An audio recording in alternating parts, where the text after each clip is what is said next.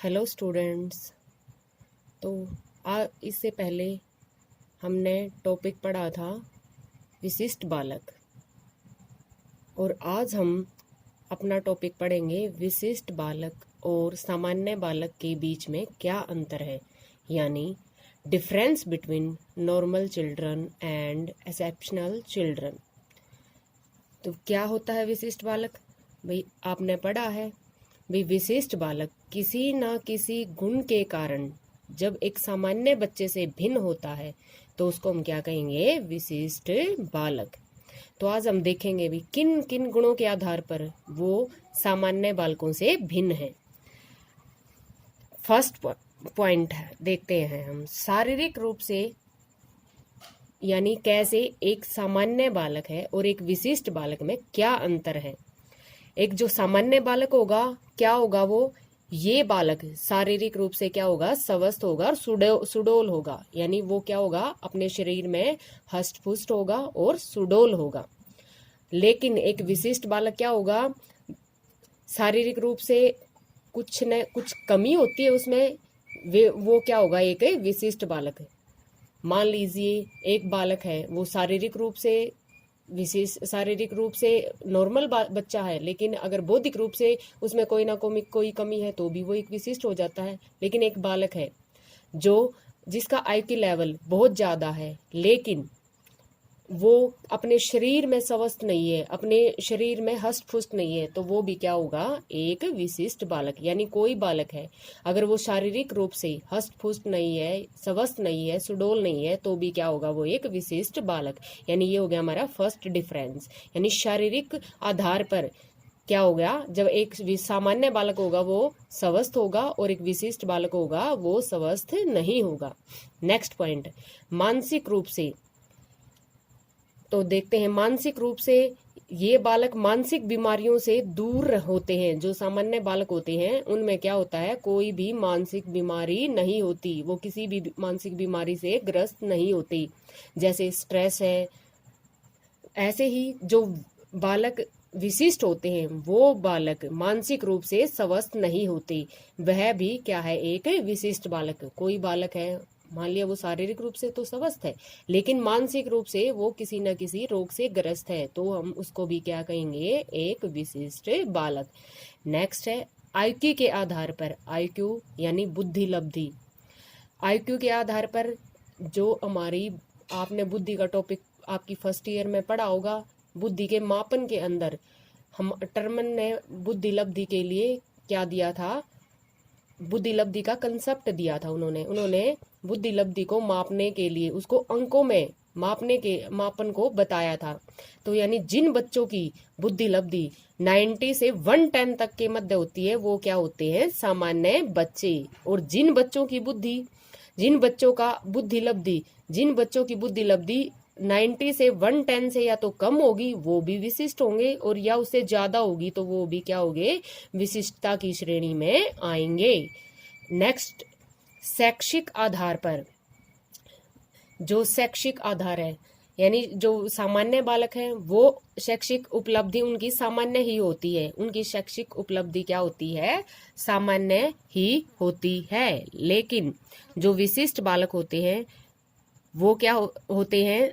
अपनी शैक्षिक उपलब्धि में सामान्य भी हो सकते हैं, यानी सामान्य से कम भी हो सकते हैं और सामान्य से ज्यादा भी हो सकते हैं। यानी अगर हम शैक्षिक आधार पर देखें तो यानी एक बच्चा जो शैक्षिक उपलब्धि में बहुत ज्यादा है लेकिन वो शारीरिक रूप से सही नहीं है, तो वो भी क्या होगा? एक विशिष्ट बालक। लेकिन एक बालक जो शैक्षिक उपलब्धि में कम है लेकिन शारीरिक रूप से हष्ट पुष्ट नहीं है, तो वो भी क्या होगा? एक विशिष्ट बालक। यानी एक विशिष्ट बालक और एक सामान्य बालक में क्या अंतर है? वो शारीरिक रूप से भी स्वस्थ होना चाहिए, वो अपनी बुद्धि लब्धि में भी सामान्य होगा, वो अपने मानसिक, उसको कोई बीमारी नहीं होगी, उसका IQ लेवल, उसकी बुद्धि लब्धि 90 और 110 के बीच में होगी। नेक्स्ट पॉइंट,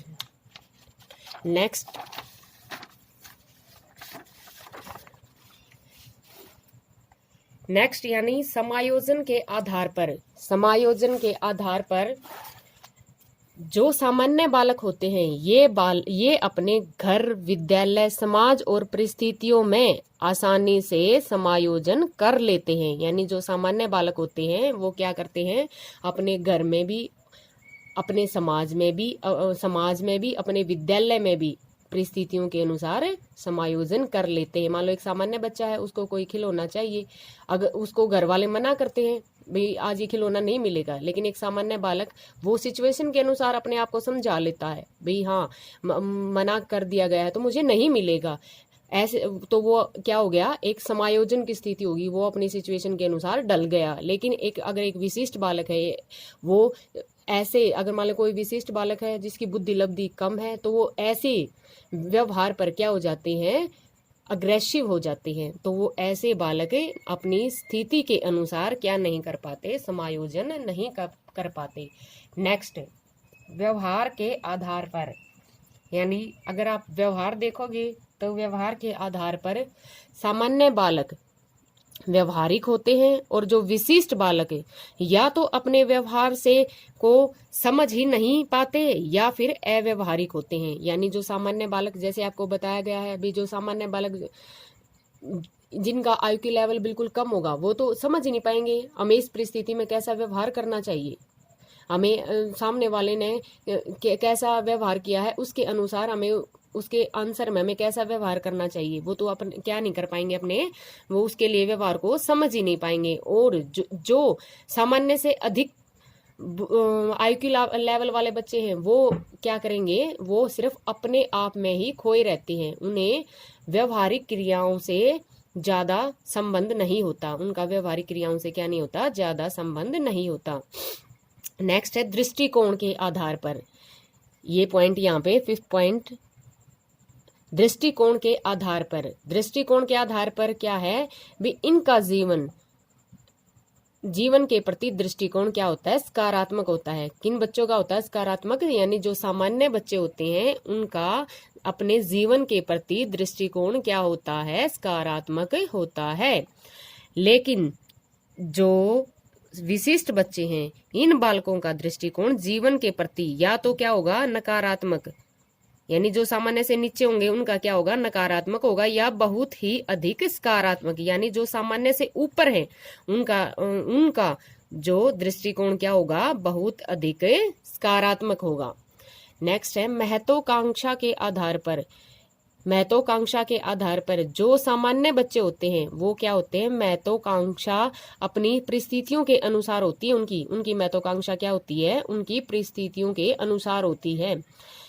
और जो विशिष्ट बालक होते हैं वो बालक या तो अधिक महत्वाकांक्षी होंगे या बिल्कुल ही नहीं होंगे, यानी वो वही है भी, जो सामान्य से नीचे होंगे वो बिल्कुल ही महत्वाकांक्षी नहीं होंगे, और जो सामान्य से ऊपर होंगे वो क्या होंगे, बहुत अधिक महत्वाकांक्षी होंगे, और अपनी महत्वाकांक्षी होने के कारण वो भी किस श्रेणी में आ जाएंगे, विशिष्ट बच्चों की श्रेणी में आ जाएंगे। नेक्स्ट है प्रकृति के आधार पर, यानी प्रकृति के आधार पर उनकी प्रकृति कैसी होगी, जो सामान्य बच्चे हैं उनका स्वभाव क्या होगा, संतोषी स्वभाव होगा, वो अपने स्वभाव में संतोषी होंगे, वो अपने अनुक्रियाओं में, अपने स्वभाव में संतोष व्यक्त करेंगे। और जो विशिष्ट बच्चे होंगे वो क्या होंगे, अपने स्वभाव को या तो समझ ही नहीं पाएंगे या अपने स्वभाव में असंतोषी स्वभाव के होंगे। यानी जो अपने स्वभाव को कौन नहीं समझ पाएंगे, यानी जो बच्चे सामान्य बच्चों से नीचे हैं वो क्या करेंगे, अपने स्वभाव को समझ ही नहीं पाएंगे, और जो बच्चे सामान्य से ऊपर होंगे वो क्या होंगे, उनको वो अपने ना तो अपने ज्ञान को लेकर, अपनी इच्छाओं को लेकर वो संतोषी नहीं हो पाते। जैसे कि फॉर एग्जाम्पल एक सामान्य बच्चा है, वो क्या एक गवर्नमेंट जॉब प्राप्त करना चाहता है, अगर वो उसकी अपनी वो जो उसने गोल अपना बनाया है उस गोल को वो अचीव कर लेता है, तो वो क्या हो गया, वो अपने स्वभाव में संतोष प्राप्त कर लेता है। और इसी प्रकार जो एक तीव्र बुद्धि वाला बच्चा है, अगर वो अपना गोल अचीव कर भी लेता है तो उसको उससे संतुष्टि नहीं होती, वो उससे और ऊंचा गोल प्राप्त करने की चेष्टा में लगा रहता है। तो वो भी क्या होते हैं, वो अपने आप में असंतोष का स्वभाव व्यक्त करते हैं। इस प्रकार इन अलग अलग गुणों के आधार पर हमने क्या जाना भाई, एक सामान्य बालक है और एक विशिष्ट बालक है। इन गुणों, ये गुण उन दोनों को क्या करते हैं, भिन्न भिन्न दर्शाते हैं। तो आप समझ पाए होंगे भी एक विशिष्ट बच्चे में और एक सामान्य बच्चे में क्या अंतर है। Thank you.